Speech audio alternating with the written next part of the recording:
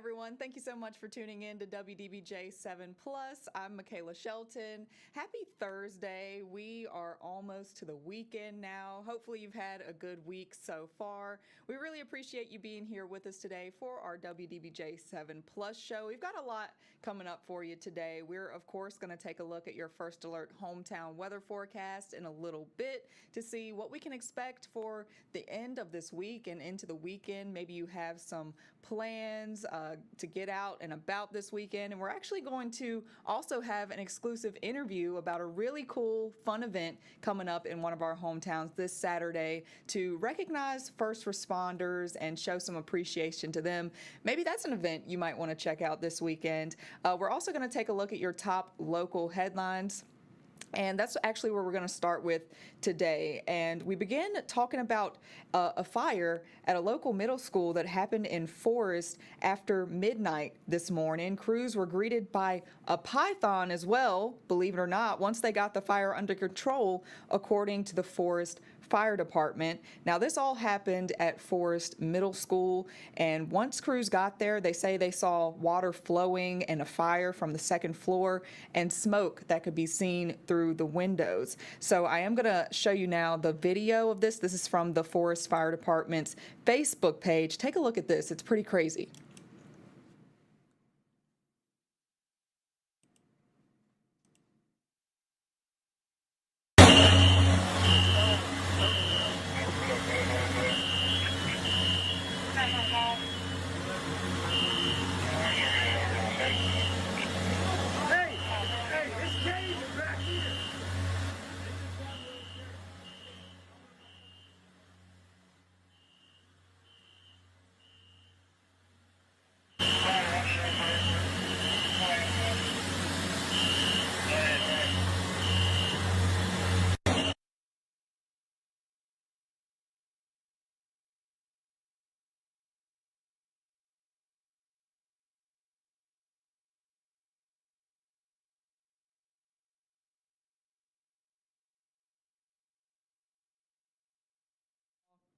They also shut off the sprinkler system that you saw to prevent any more water from getting to the floor. And the school system says that this won't impact the first day of school at all. Bedford County schools actually go back next Wednesday. So good thing that they were able to get that under control and no students were there at all. So yeah, we'll keep you updated on that. Hopefully they have a good start next week. And speaking of back to school, today is back to school for two more districts, Pulaski and Roanoke counties.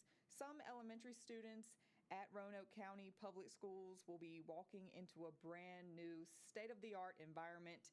Yesterday, school leaders actually held a ribbon cutting for a major multi-million-dollar renovation and expansion at Glen Cove Elementary School. Our very own Kyra Willis gives us a first look at the changes. Students would start in one room, and then in October we would pack up that room and we would have to move it again for a phasing. The school board and Roanoke County Board of Supervisors teamed up to fund the $27 million project. Besides the walls, the school added a new administrative wing and modern classrooms. I teach second grade. The kids want to be loud and they want to be moving all over the place. And when they have that bright idea, they're not quiet about it. At Glen Cove Elementary, those loud, high-energy aha moments are finally welcome. For over 50 years, the school operated on an open concept layout. There were no walls or doors separating classrooms, meaning distractions were constant. I can't imagine being a student in a classroom where there's another classroom right beside me and no walls to keep me from being distracted. But our teachers still made those things work. But making it work wasn't easy. Over the last 2 years, 21-year teaching veteran Lee Sturgill taught right next to active construction. Teachers and students constantly shifted rooms in a massive game of musical chairs. We have had multiple room changes throughout the year. Students would start in one room, and then in October we would pack up that room and we would have to move it again for a phasing. The school board and Roanoke County Board of Supervisors teamed up to fund the $27 million project. Besides the walls, the school added a new administrative wing and modern classroom furniture to prepare students for the future. At the end of the day, we don't teach like we used to. You know, we don't want kids sitting in rows, getting a sit and get all the time from the teacher at the front of the room. Now, the jackhammers are gone, replaced by a fresh space ready for a new year. There's a lot of buzzing going around Glen Cove. In the past, it's been jackhammers and things like that. And so to end that work here, our students are so excited. I love my classroom. I like that I have my own little space to call my own, and that we're just going to make some great memories there this year. Memories that begin the moment the first school bell rings. All right, and that was Kyra Willis reporting there. Good luck to everyone going back to school today, all the teachers and the students. It's just great to see all their smiling faces. All right, well, Roanoke's top cop, Scott Booth, is one of 4 finalists for the open chief position in Myrtle Beach.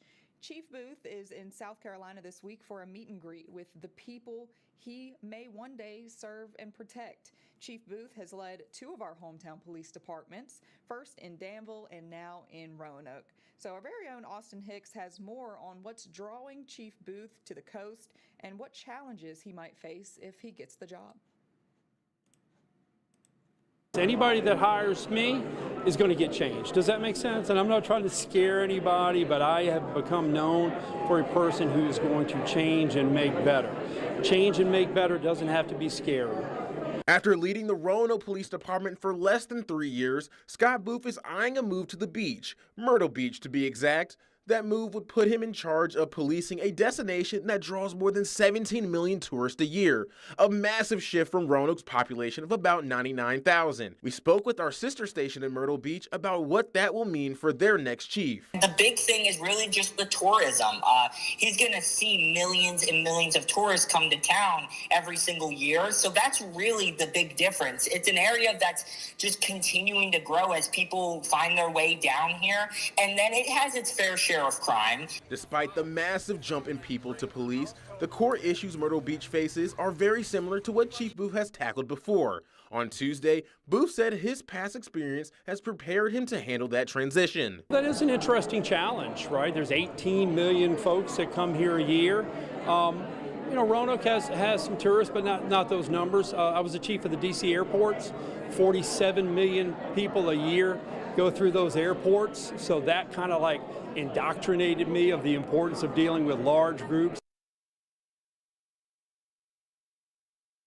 And that was Austin Hicks reporting there, and he says that we did reach out to Myrtle Beach officials to ask when they expect to make a hiring decision, but there is no official timetable yet, so we'll keep you updated as we continue to learn more about that.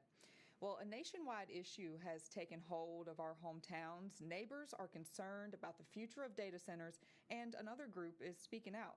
At this point, Bedford County has no plans for a data center of its own, but that's not stopping the crowd last night. Our very own Caitlin Kirkpatrick was at last night's meeting to learn more about their talking points. Guys, this was the first Bedford Citizens Against Data Centers meeting, and it was supposed to be a very informational meeting. During the meeting, there were tons of questions, many people asking what they can do to stop data centers, prevent them, but also giving their opinions on them. I spoke with not only the residents of Bedford County, but also the organizer of this new group. Well, this was primarily an information session, but I also wanted to take the temperature and find out where people were in their own understanding and thoughts on data centers. And it seems like there's pretty widespread opposition to having a data center here in Bedford. Extremely important that people from all areas of each county get involved, because this doesn't affect just one segment. It's everyone. It's our children, it's our older people, it's our taxpayers, it's everything. And this was very gratifying to see so many people come out. I think they need to pay attention to the people who put them in office, because we put them there for a reason, and they need to represent us. And we're speaking up about how we feel, so they need to listen. The group says even though this is their first meeting, they can still see how big of an impact that this will make. Reporting in Bedford County, Caitlin Kirkpatrick, WDBJ7.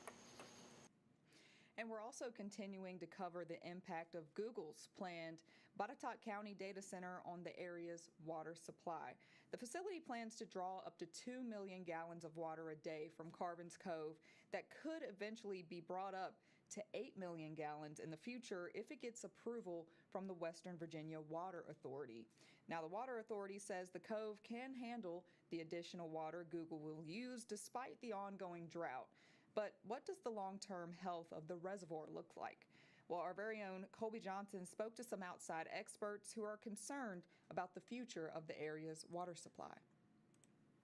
We are not looking at the single hazard, single source of stress. We are looking at a combination, a compounding effect from climate change, increase in population, increase in economy that relies on that water, and aging of the infrastructure. Carvin's Cove was built in 1928, but the reservoir itself wasn't filled until 1946. It's been in service for 80 years, and as demand grows, Virginia Tech's director of the Earth Observation and Innovation Lab, Manusher Shersai, says infrastructure that old can lead to pump failures and water quality issues if it isn't properly upgraded over time. This infrastructure has to cope with those 4 parameters that I mentioned in addition to that data center.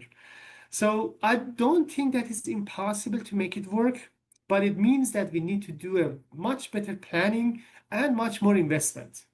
So I say it here, if Google want to start building that data center, they must participate. The ongoing drought is only increasing concerns about Google. Just look at this dock here at Carvin's Cove that's completely out of the water. It just goes to show that despite some recent rainfall, the cove's water levels are still way down. Now, Steve Rossi is an engineer who has spent decades working on water systems. He tells me that Google isn't going to fully drain the cove or anything like that, and as of today, there is still plenty of water to support a Google data center.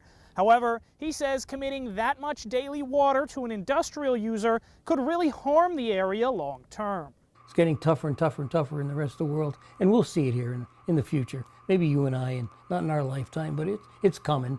And so I feel like any use other than for the public use, for the consumer, is probably a risky business. Rossi has worked on water systems around the world. He says people don't realize that usable fresh water is not an unlimited resource. It's his biggest concern about data centers. He says we're not far from a future where water is one of the world's most contested resources. I think you might even see wars in the world over water supply at some point. Yeah, it's going to be that critical in the future. Yep. How far out are you thinking? I mean, I know you said it'd be... Well, I think we might be right around the corner.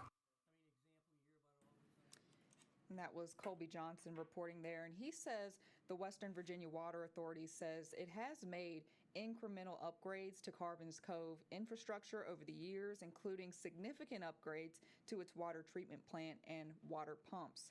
It also conducts annual inspections of the dam and has made recent upgrades to the dam. It's also improved the oxygenation inside the cove. So we'll continue to keep you updated on that. And hey, stay with us. We are going to have your First Alert hometown weather forecast coming up after this break, where we're actually going to take a look at the new updated drought monitor and talk a little bit about what that means potentially for our areas and even Carvin's Cove as well. So stay with us. We'll be right back with that and more after the break.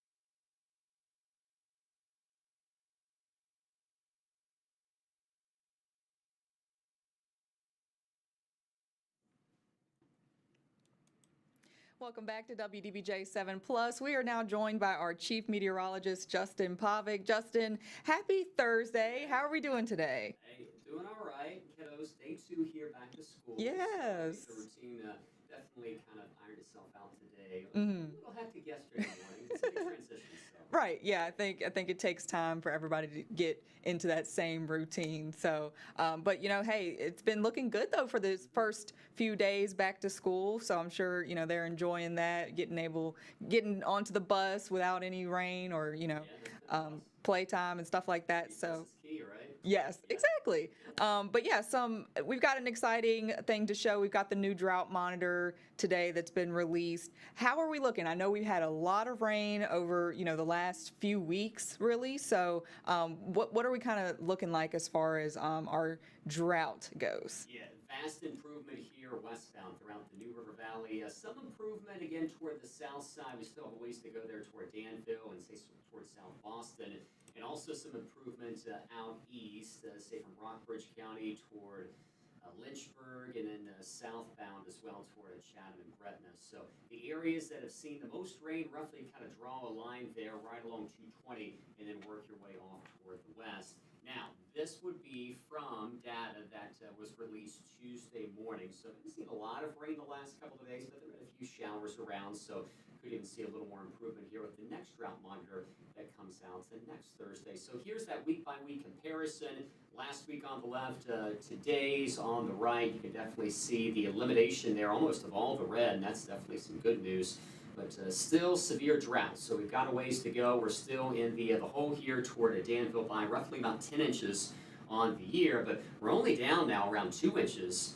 By contrast, westbound toward Blacksburg. So a night and day differences there, especially from west to east. Clouds hanging tough here, at least toward the midday hours. I think we'll see some sunny breaks as the afternoon wears on. I think it's a drier day again for today. Temperatures slowly warming up through those 80s from, let's say, Interstate 81 on south and eastbound, 70s points north and west, and that's mainly into our mountain communities. Next storm complex going around the corner here, working its way back into Illinois. Hopefully it takes a dip south of where I have those arrows, because that would actually place it right back in those hard-hit areas that dealt with some devastating catastrophic flooding in Indiana yesterday. Some spots near Muncie, point southbound, saw 8 to 10, close to 12 inches of rain in just a day's time. Here's first alert future view for us. I think a spotty shower or downpour is possible toward I-77 this afternoon. And we're dry here throughout the evening and overnight. We'll have to watch these complexes early Friday morning and throughout the midday hours. I think there could be some downpours making their way back in. But again, for most of us here today and tonight, we're dry, down into the upper 60s to low 70s. More humid conditions as we work our way into Friday. And I think with more clouds around some of those storms, that should limit our high temperatures at least a few degrees cooler. And that'll keep most of us down to the 80s. I do want to walk you through those storm chances here for Friday. So there's the early morning snapshot. We're following kind of like a train of showers and thunderstorms stretching from Iowa into Virginia. So we'll see how that works its way into our area. If it holds together, if it falls apart, there could be some additional development going throughout the afternoon and the evening. It's a very slow-moving front that we have on our hands. Now, eventually, I think by late this weekend, you see the H there is kind of cut off toward the top of the screen, just north of the Great Lakes. That presses its way in by late Sunday, and that should trend those thunderstorm chances down at around 20%. And I do think that trend continues here right into next week. Here's that Super 70 forecast. Drier look Sunday, Monday, Tuesday, Wednesday. Perhaps a little bit warmer. It's not going to be excessively hot outside, but 90s are pretty common for this time of year. I think we'll see a few more of those days as we head our way into next week. So definitely some good news with regards to our drought situation. Now, I know those levels still way down toward Carbon's Cove, and that's the thing with summertime storms. They're hit or miss. Mm-hmm. Really, for those reservoirs to benefit, you need like a widespread soaking rain. Right. Of course, we don't want a tropical system here, but those showers and thunderstorms are just so small in scope and size. Right. Yeah. Do you know when hurricane season comes into effect? Yeah, so we're in the midst of hurricane season right now. Okay. It's very strong El Nino. We're looking at very, very low numbers of Atlantic tropical named systems. And, the season here goes right into to November, of course, it peaks in the month of September. So we'll keep an eye on it as well. Yes, I knew it was kind of, towards more so towards September. We haven't heard much out of that, which has been good. That's good. So yeah, okay, awesome. Well, hey, I'm looking forward to seeing the warmer temperatures because I know they're not going to be here for long. So I'll be soaking that in this weekend. Thank you so much, Justin. And hey, y'all make sure to tune in though to today's First Alert Weather Show coming up at 1:30 here on WDBJ7 Plus. Our meteorologists always bring great content to that. Justin and Lainey and everyone, they always do great there. If you want to see a more in-depth look at the forecast and some exclusive interviews. So awesome. Well, Justin, thank you so much. And thank y'all for staying with us. But don't go anywhere because coming up after this quick break, we're going to take a look at an event that's happening in Danville to appreciate and celebrate first responders. We'll be right back after this.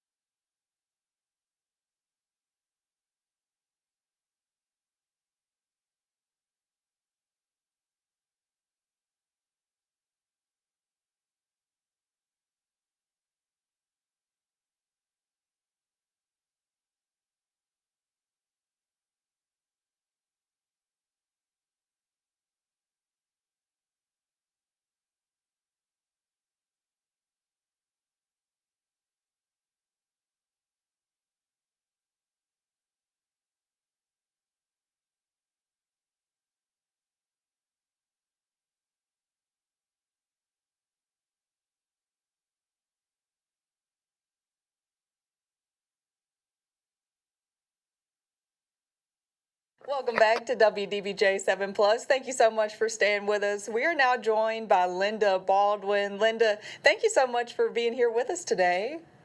Thank you for having me. Yes, of course. And so Linda is one of the coordinators for a big event coming up in Danville. It's the First Responders Appreciation Day. It's coming up on Saturday. And so Linda, just first of all, just give us a little background on this event and, what people can expect from it. Well, the First Responders Appreciation Day is a day that we've set aside so that we can show our thanks to the firemen, the policemen, the rescue squad, God's pit crew, everyone that kind of, they're there for us when we need them at our worst moment. But on Saturday, it will be all about them and a thank you. Yes, absolutely. I think that is great. Like you said, they're there, when we need them. And I think a lot of times what they do can kind of go unnoticed and unappreciated a little bit. So I think it's great to highlight and spotlight them and give back to them because they give so much to us. Exactly. And we're encouraging everyone to bring as many canned goods as you would like for, God's pit crew.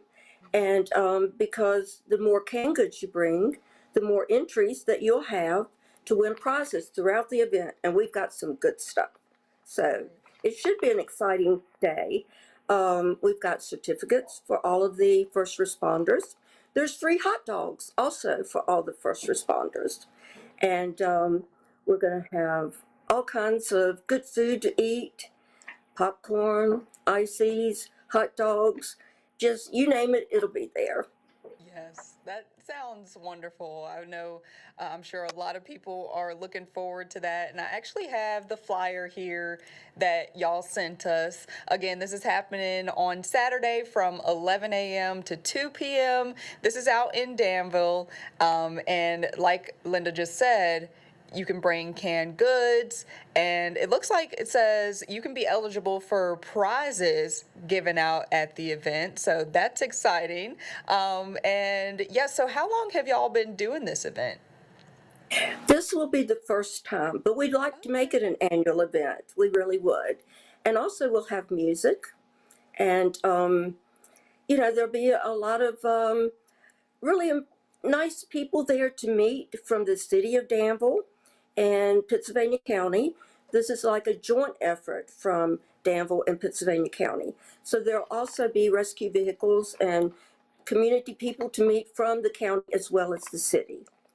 Amazing. Yeah, that's wonderful to hear that this is the first time this is happening. I think it's super special and important to recognize our first responders and just the work that they do for us. And so is there like one specific organization that is putting this on, or is it kind of a community effort? Whose idea was it? The idea was put together by the Gold Elephant Group, which is a group of citizens that decided that we were going to get involved to make the community, more involved with important things like first responders and appreciation for different, organizations like that. Right. Yeah, that's wonderful.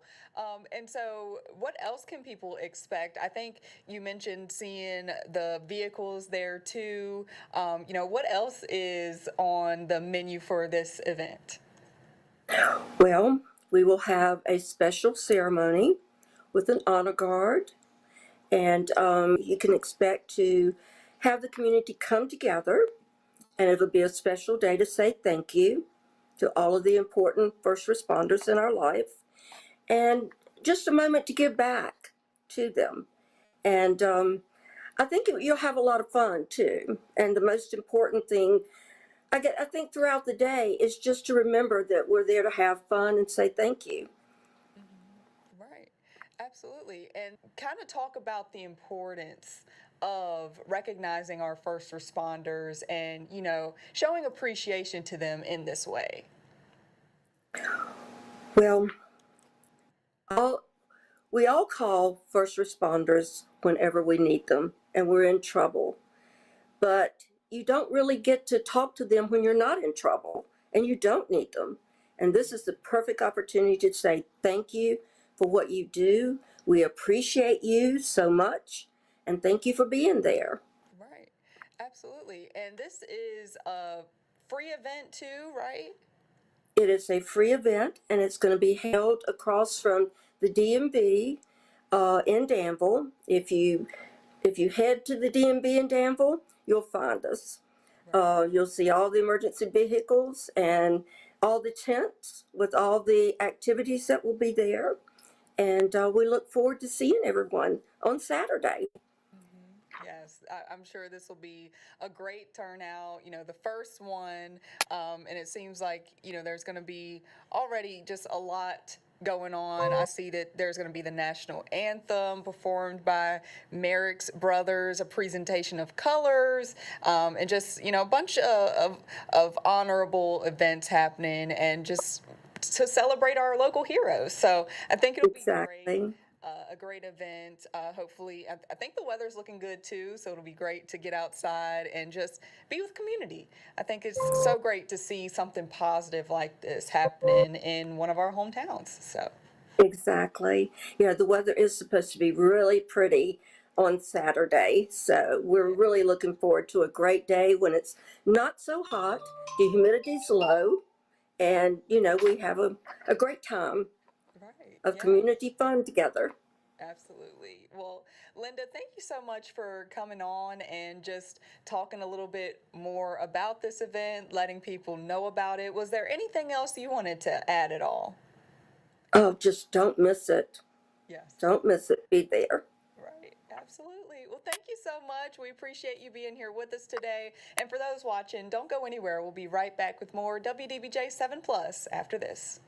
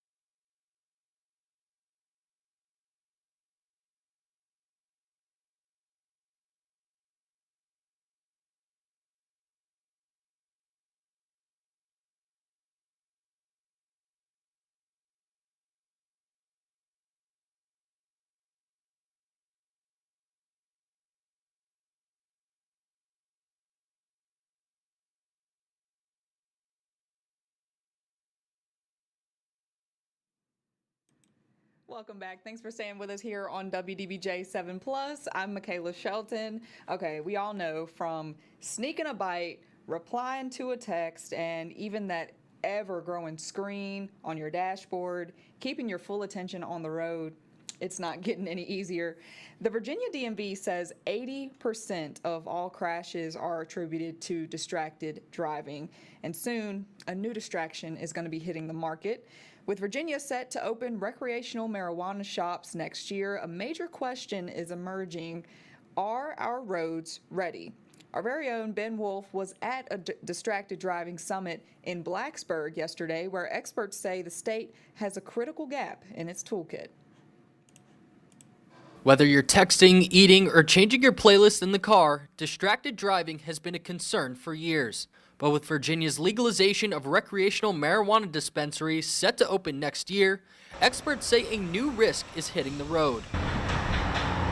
About 1/3 of past 3-month drivers in our 2024 survey said that they have gotten behind the wheel after using cannabis at least once a week. Trying to detect marijuana impairment is not an easy task. There's no BAC for THC, and the drug concentrations for drugs don't really map onto impairment in the way that alcohol does. The closest thing an officer has to a breathalyzer at a roadside stop is oral fluid drug testing.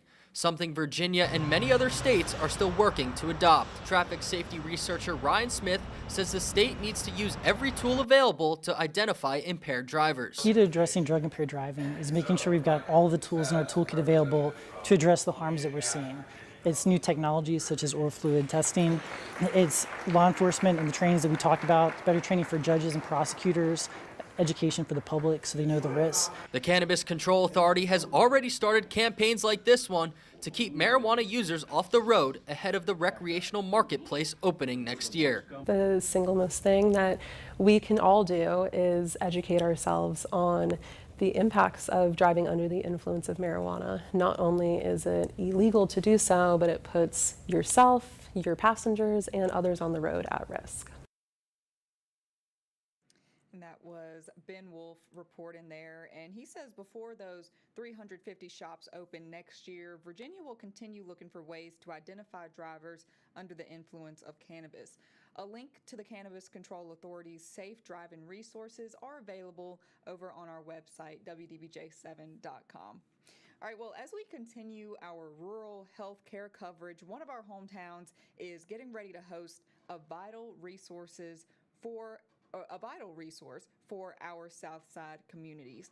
A medical helicopter is set to call Danville home after 5 years of talks and data collecting between the city and the aircraft's operator. The helicopter is called Air Care Eagle, and its job is to offer 24/7 coverage for Danville, Pittsylvania County, and other localities in the South Side area. Our very own Connor Arthur tells us first responders say this is a win for patients. The River City is preparing to provide quicker access to medical care for people in Southside Virginia. The more access to health care you have, the better for the patient's outcome. Danville City Council approved the operator's permit for a new regional air ambulance last week. The new aircraft, known as Air Care Eagle, will be stationed at the Danville Regional Airport, where a modular building and new hangar will be built. Approximately a year ago, we landed on a location in the T-Hangar building area so they could construct a modular building. Presently, the company is working with a contractor to install temporary housing units for their flight crew, the nurses and paramedics.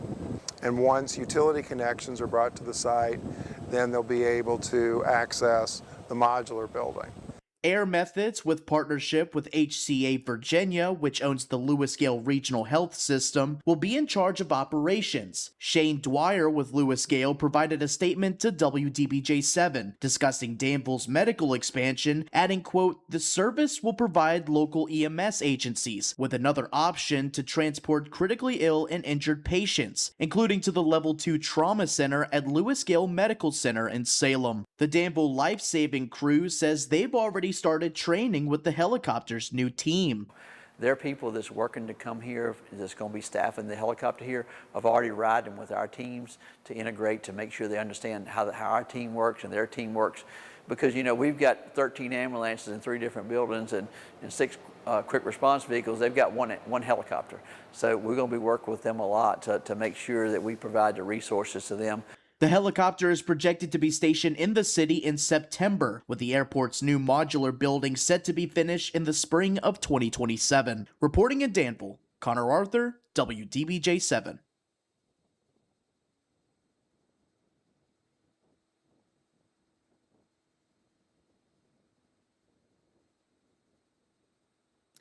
Yeah, good to see that very needed resource come into our area. Well, 1 in 31 children in the U.S. is diagnosed with autism. That's a number that touches nearly every classroom, neighborhood, and community, including ours. And as the national conversation around autism grows louder, one Roanoke organization is opening its doors to help. VIA Centers for Neurodevelopment launched its pediatric ABA program yesterday, giving kids diagnosed with autism a place to learn, grow, and thrive. Our very own Logan Beebe has the story. The earlier you reach a child with autism, the better the outcome. Today, a new program opened in Roanoke with that exact mission in mind. So this is our clinic space. So this is where our kids will come and play and learn and gain new skills. This is also where their parents will come in and get to learn more about what their kids are doing and get support with the things that are important to their family. That is why Valencia Penke-Camper pushed to create this kind of hands-on, family-centered approach. And after years of success in Charlottesville, VIA decided Roanoke was ready for the same. You know, we're looking at another area to expand, and Roanoke seemed like a great spot to do that. That there was a need here for this service, and that we wanted to provide a service here for the families in the Roanoke area. Director of Pediatric ABA Services, Katie Carriel, says the response from Roanoke families has been overwhelming. People are excited, and the clinic is actively enrolling. The early interest right off the bat tells her everything she needs to know about why this program matters. And to think about the progress they make from the first day they enter to the day they walk out at graduation in their cute little caps and gowns, it's just such an amazing thing to be a part of, and we feel so privileged here at VIA that families trust us and allow us to work with their kids because it is just such an amazing experience. Every skill learned here, staff say, is a step towards a future full of possibility and a reminder to families that they don't have to face it alone. Reporting in Roanoke, I'm Logan Beebe, WDBJ7. Well, caring for an elderly loved one brings with it some pressure and an enormous amount of responsibility. For many caregivers, they need respite, or they could suffer from both physical and emotional problems. In this Aging Untold, Natalie Fonts shares how a new study explores how repetitive negative thinking can actually cause deeper stress for dementia caregivers. Take a look. This new study from Virginia Tech suggests those patterns of repetitive negative thinking shows how anxiety develops into deeper stress for caregivers. I had the chance to sit down with the lead author of the study about how mindfulness training can help interrupt that thinking and reduce stress. Many of us do it, ruminate about difficult moments and replaying those worries over and over in our head. It's a cycle that can be detrimental, especially for those who are caring for a loved one with cognitive decline. I've noticed that when I'm having a stressor, something happens, right, with a family member or at work, I am constantly in the back of my mind thinking about it and ruminating over and over of what I should have done or what I could have done, what I should have said, what I could have said. Keep wanting to go back in the past or go in the future. The next time this person does this, I'm going to do this. Tina Savla is a professor of human development and family science professor at Virginia Tech. She says these ruminations add to our stress, so they decided to see if they could break that cycle of negative thinking for caregivers. How do you stay in the present moment? So awareness of I am getting triggered by this behavior of my relative or my loved one that has dementia, accepting that this is part of dementia, this is part of my taking on the role of a caregiver, and then kind of putting a break on those reactions every time something happens. Savla says the study was conducted with clinicians from the Salem VA and 133 caregivers of veterans living with dementia. Each caregiver previously reported moderate to severe caregiving burden and anxiety. Savla says they had two groups, one where caregivers continued to use the evidence-based intervention skills that are taught through the VA, but the other added in an additional component, mindfulness. We were teaching them how to be mindful even in their day-to-day activities. So whether they are sitting to have dinner, not turning on the TV or just taking a few minutes to yourself and being present with the act of eating your food or taking a little break and, just walking and being mindful of your steps as you're walking. Savla says these pauses or little breaks throughout the day were highly effective in breaking that negative spiral. Almost all of them that were in that part of the study, they all loved it because they said that it gave them a few minutes to just be by themselves without having to worry about all these other things that are happening in their lives. And that was really the intention, break that rumination cycle. Researchers want to follow these caregivers more closely over time and are even expanding the study to examine a variety of caregivers of people living with dementia. We posted more information on how you can get involved if you're caring for a loved one with dementia over on our website. In the studio, I'm Natalie Fonts. All right, and that was a look at some of your hometown stories. And hey, if you want to see more Aging Untold stories, just go to our website or our free WDBJ7 app on your smart TV and go to the Aging Untold tab. Natalie does these stories once a week, just talking about, advice for elderly or as you're aging, just some tips and just great content about that topic. And she also just dropped an Aging Untold special, which is a recap of all of those stories that she's done over the past month and just putting them all together in a nice little bow for you to watch anywhere, anytime, on demand. And again, you can do that on our app or our website. All right. Don't go anywhere. Coming up after this quick break, we're going to take a look at some health news for you. Stay with us. We'll be right back after this.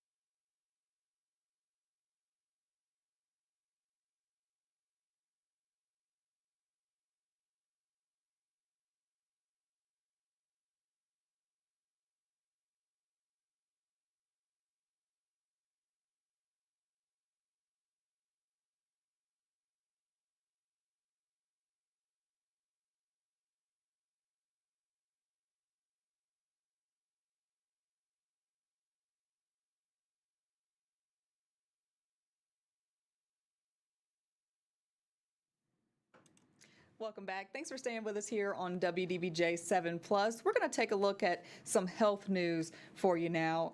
We're talking about what's inside sunscreens and shampoos that might not be listed on the label and how your waistline can actually give important information about your health. Our very own Amir Massenberg has that and more in this Hometown Health.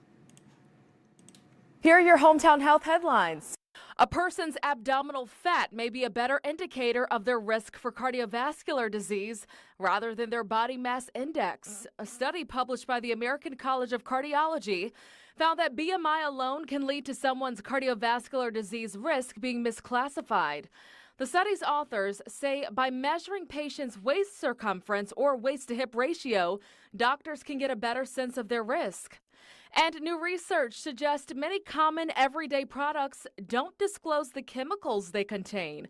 A study from the Million Marker Research Institute found sunscreens, baby lotions, shampoos, and soaps nearly all contain chemicals that aren't listed on their labels. And most contained at least one chemical with a known or suspected health hazard.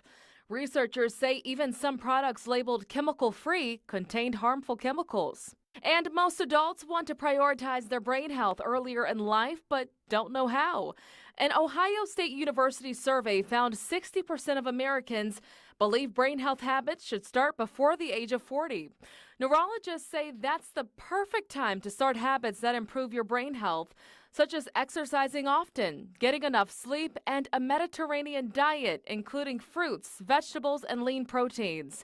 Even strong social connections can help delay cognitive decline. For your Hometown Health, I'm Amir Massenberg.